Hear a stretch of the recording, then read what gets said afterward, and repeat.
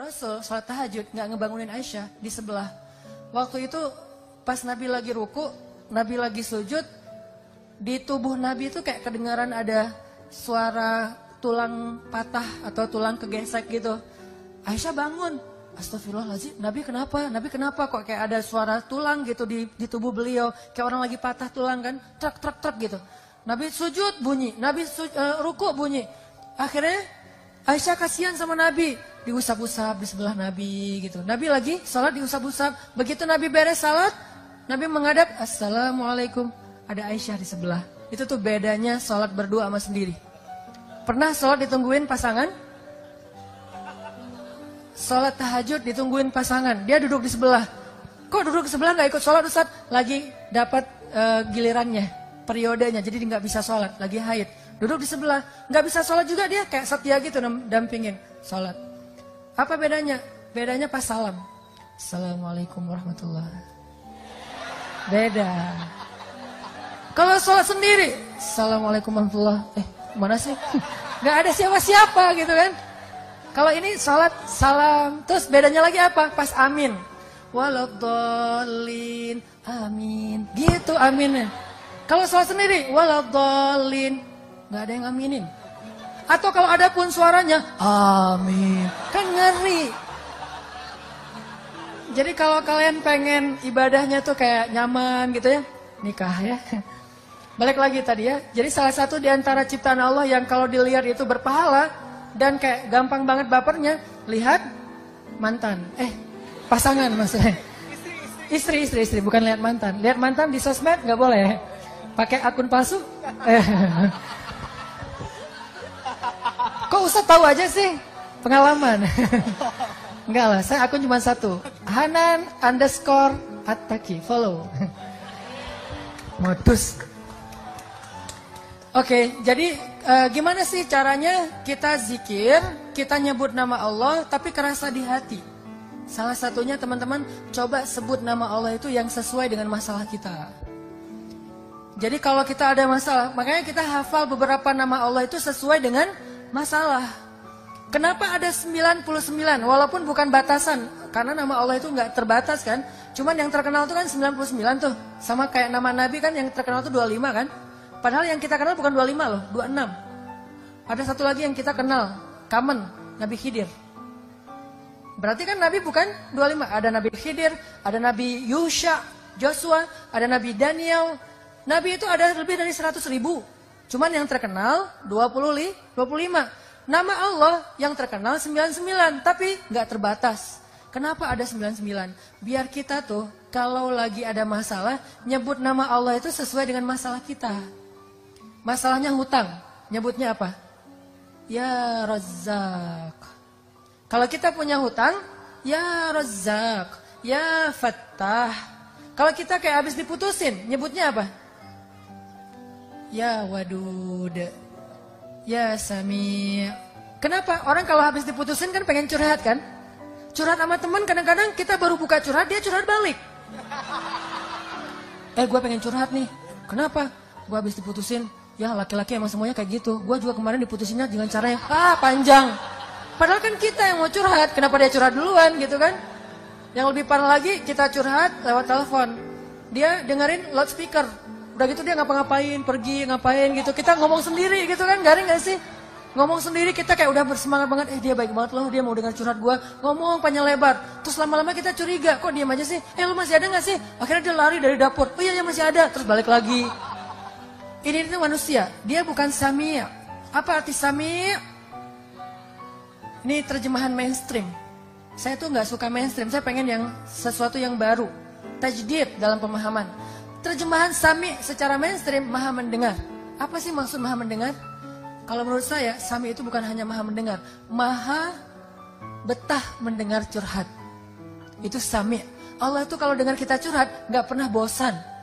Allah itu kalau dengar curhat dari kita tuh nggak pernah dikasih limit. Kamu punya batas waktu 5 menit aja deh. Soalnya yang curhat kan banyak nih. Hamba-hamba semuanya bermasalah lagi pada galau nasional gitu.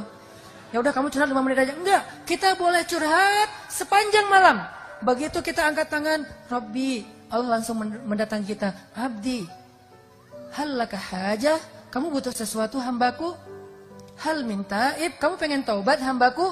Hal min mustaghfir, kamu pengen minta ampun hambaku? Pengen apa? Pengen apa? Allah yang datangin kita. Allah turun dari langit dunia untuk dengan curhat kita di sepertiga malam terakhir. Allah yang datangin kita. Kalau teman kita kan kita yang datangin dia. Udah gitu kita harus bawa hadiah, kita harus traktirin dia makan, kita harus tambahin dia kuota. Ntar dia bilang, gara-gara curhat kamu tuh kuota gua habis, ya udah gua gantiin gitu kan. Kalau Allah nggak kayak gitu, dengerin curhat kita dan betah banget.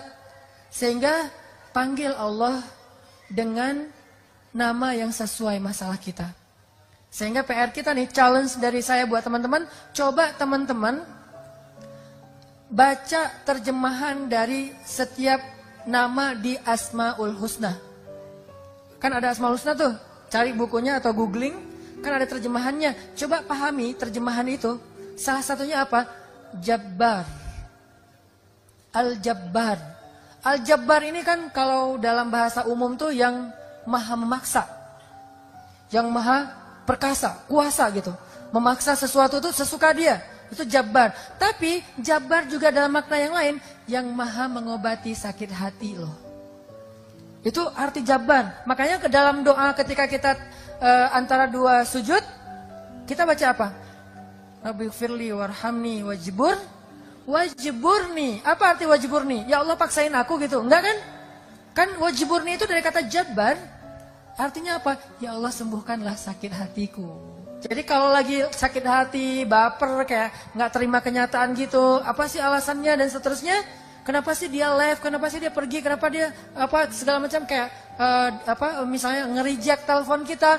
Cara ngobatin sakit hati, wajiburni ya Jabbar. Wajiburni ya Jabbar.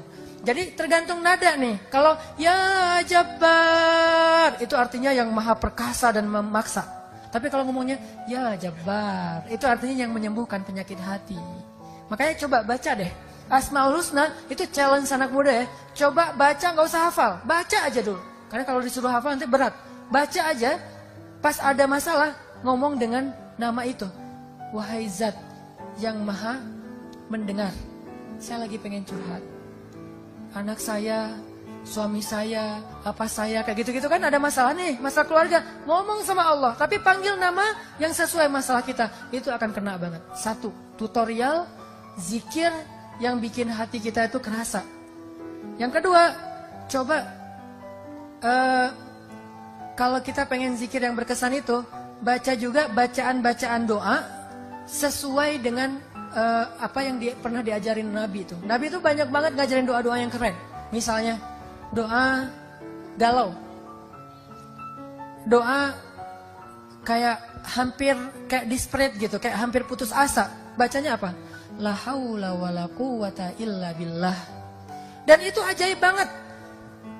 Sampai ini tutorial yang ketiga ya. Kalau teman-teman pengen zikirnya berasa di hati, baca fadilah dari zikir itu. Apa fadilah? Keutamaan, benefit, kerennya zikir itu apa? Coba baca, misalnya nih, pas kita sholat ya. Siapa yang ketika sholat berjamaah mendengar imamnya mengatakan Sami Allahu liman hamidah. Apa artinya? Kita sering dengarkan itu kan? Sehari minimal 17 kali. Sami Allah liman hamidah. 3 kata. Allah maha mendengar kepada orang yang memujinya. Itu kata imam. Imam kayak ngingetin makmum. Puji Allah, Allah lagi dengerin nih. Gitu kan maksudnya. Sami Allahu liman hamidah. Kata imam. Kita langsung muji. Rabbana lakal hamdu. Hamdan kathiran. Tayyiban mubarakan fih. Begitu kita ngomong ini, tahu nggak apa yang terjadi? Malaikat itu akan rebutan pengen doain kita.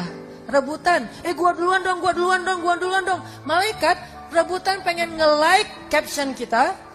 Malaikat tuh pengen nge-repost caption kita ke langit dengan kalimat apa? Ya Allah, sayangi hamba ini. Ya Allah, ampuni hamba ini. Sekarang giliran gua. Udah. Kayak rebutan orang berdoa di mana? Di Multazam Ka'bah. Kayak orang rebutan berdoa di mana? Di Raudhah Madinah. Kan itu rebutan tuh. Saya pernah tuh lagi doa di Raudhah Madinah. lagi doa, terus disenggol-senggol dari belakang. Ya Allah, ya Allah. Jadi kayak doa itu kayak nggak bisa tenang gitu, saking dorong-dorongan. Apalagi orang Indonesia, kalau udah doa bersimpuh gitu kan, duduk bersila. Ya Allah, kayaknya paling banyak masalah itu orang Indonesia gitu, karena doanya paling panjang gitu. Orang Arab kan doanya sambil jalan ya, Rabbana atina apa segala macam beres gitu. Tapi ada yang unik juga, orang Indonesia datang di Raudhah, saya liatin aja.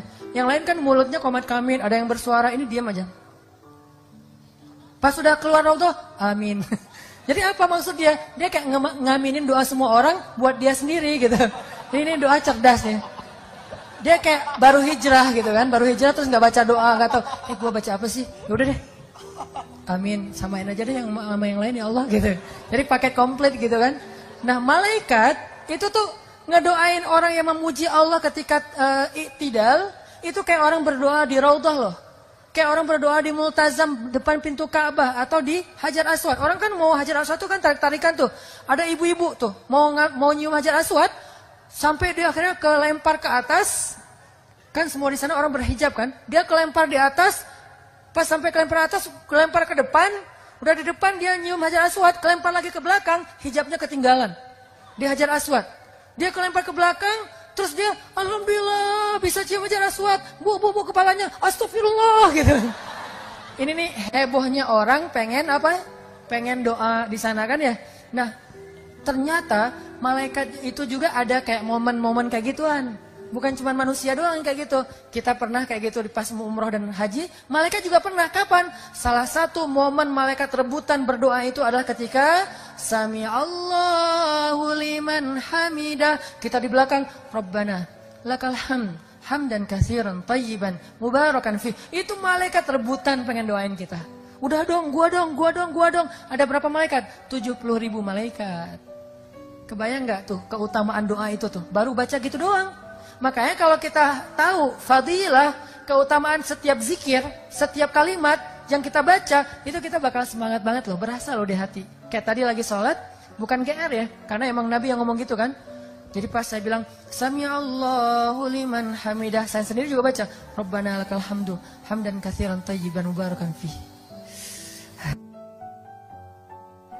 Bukan saya GR, jadi tapi kayak nggak mungkin juga malaikat bilang, ngapain sih lo kayak GR banget, kita nggak doain lo, nggak mungkin. Malaikat tuh rebutan, jadi kita kayak, alhamdulillah didoain malaikat, kayak pengen i'tidal yang lama. Kan 70.000 malaikat ngantri gimana tuh? Bisa semalaman kan? Kalau seandainya saya mau tuh, seharusnya Rabbana lakal hamdu, hamdan katsiran tayyiban mubarakan fi. Udah aja diem.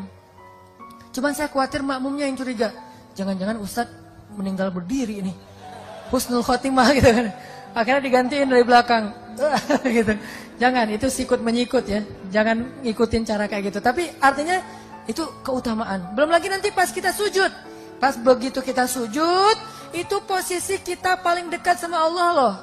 Paling dekat gimana? Allah tuh kayak duduk di sebelah kita. Walaupun nggak ada perumpamaan untuk Allah ya. Karena Allah tidak seperti laisa kamitslihi syai'.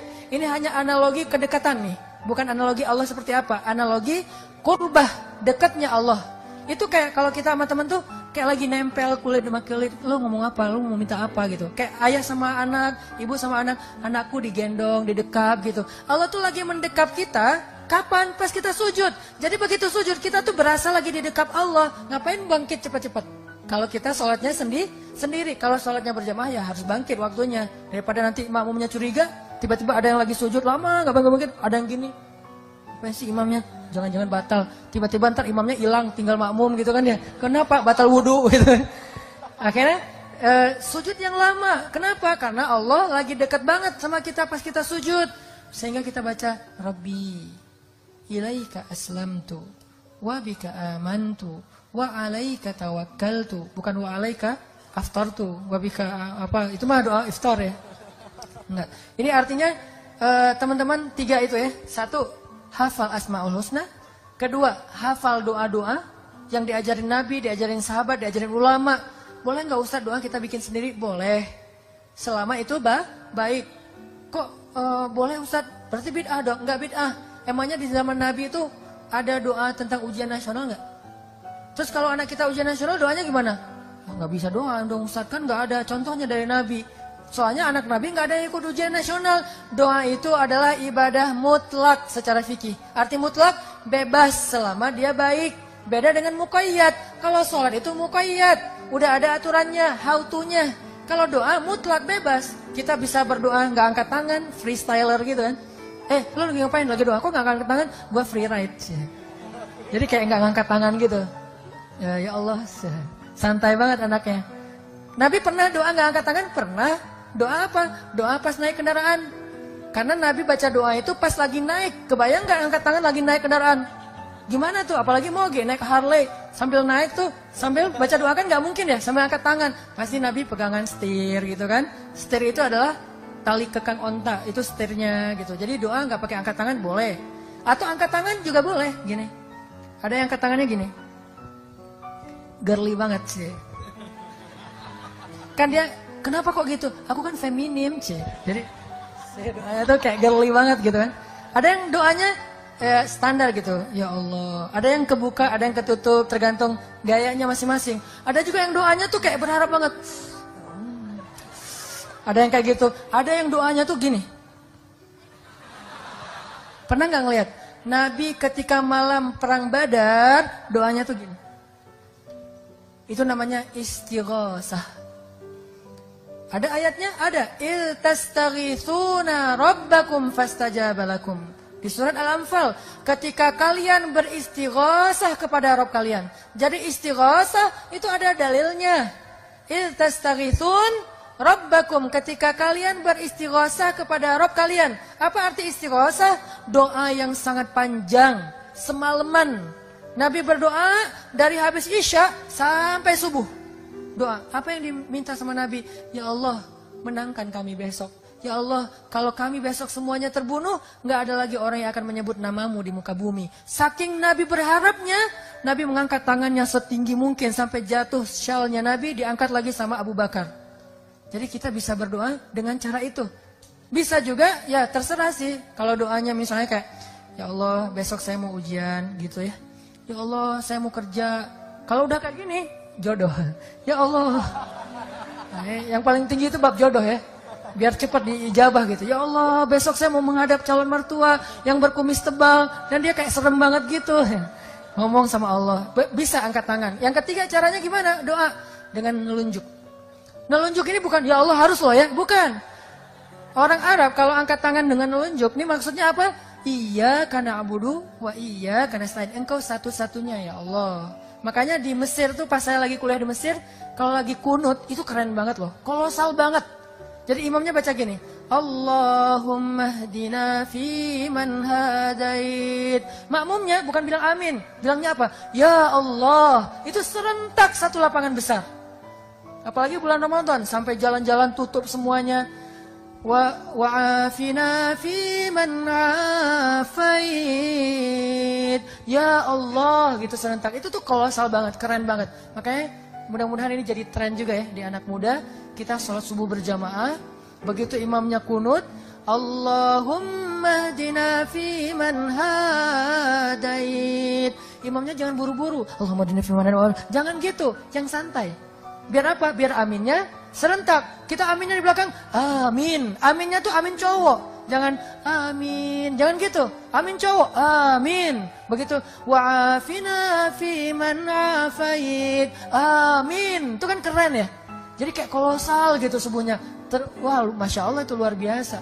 Dengan syarat imamnya tahu gimana cara bikin crowd itu. Dia manajemen crowdnya tuh bagus si imamnya teh. Dia ngerti cara bikin crowd itu jadi kayak dia jadi center of interest tuh dia ngerti banget. Nah imam kayak harus ada pelatihan juga kayaknya. Imam gimana cara perform yang bikin crowd itu jadi interest ke dia kayak gitu-gitu. Itu keren banget. Sehingga mudah-mudahan ini jadi kayak kebangkitan Islam dimulai dari Indonesia. Karena kata Nabi di akhir zaman kebangkitan Islam itu datangnya dari timur.